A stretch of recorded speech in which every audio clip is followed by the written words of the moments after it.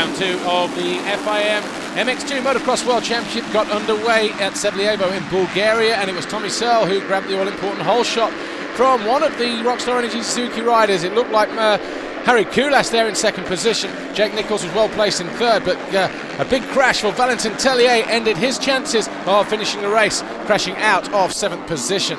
Tommy Searle, though, who had a good, comfortable advantage, suddenly lost his front brake, and that allowed his teammate Joel Roulance to close in and take the pass. And Tommy Searle could do nothing about it. Meanwhile, Jeffrey Hurlings had climbed up into third place, and the championship leader overtook Tommy Searle in exactly the same place that he lost out to Joel Roulance. That front brake really causing him some problems. But as the race went on, Joel Roulance looked comfortable at the front, and Hurlings was more than comfortable in second position. And it was Roulance, though, who went on to win the first moto here in Bulgaria.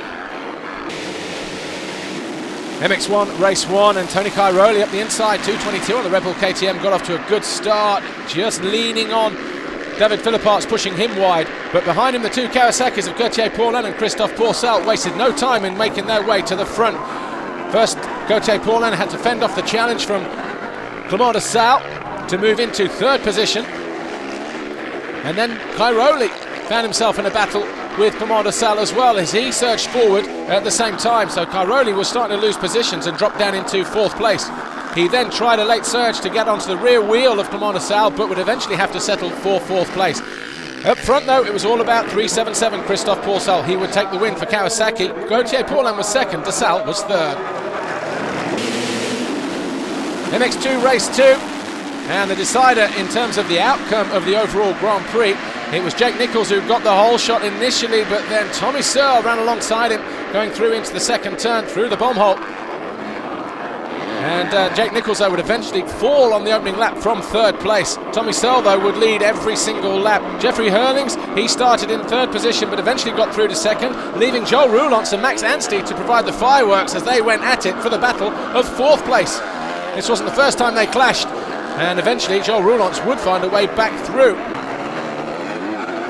Towards the closing moments of the race, though, Tommy Searle found himself coming under pressure from Jeffrey Hurlings, who was gaining in confidence on the hard, slick conditions.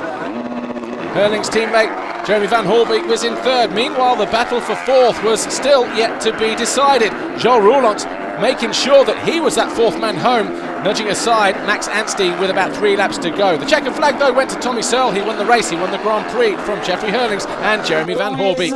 And the overall was Tommy Searle, Jeffrey Hurlings and Joel Roulance.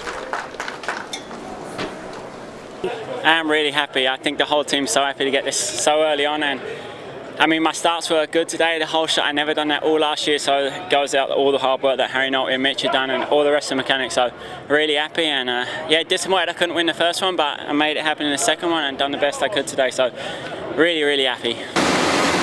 MX1 race 2, another good jump for Tony Cairoli, but he was able to come across the riders ahead of him, push David Philippart's wide and the rest. That opened the door for Christophe Pourcel, who snuck through on the inside to lead the early part of the moto, but it wasn't long before he came under pressure towards the opening lap from Gauthier Paulin, who went through and took the race lead at that time. Cairoli was getting beat up left, right and centre by Clément de Sal. De Sal went through into third place with that pass. Kenda Dyker was on the charge as well. He eventually moved up into fourth place, when he went by Cairoli, but up front it was Gauthier Paulin, who was around about 3-4 seconds clear of Christophe Pourcel. Cairoli had got back into third place. De Sal, meanwhile, he was struggling. He had a couple of crashes and would only pick up 18th. The checkered flag went out to Gauthier Paulin. Again, he won the race, he won the Grand Prix. Christophe Pourcel was second, and the third man on the podium was Antonio Cairoli. So it was 2 French riders and 2 Kawasaki's that took the top 2 steps of the podium here in Bulgaria.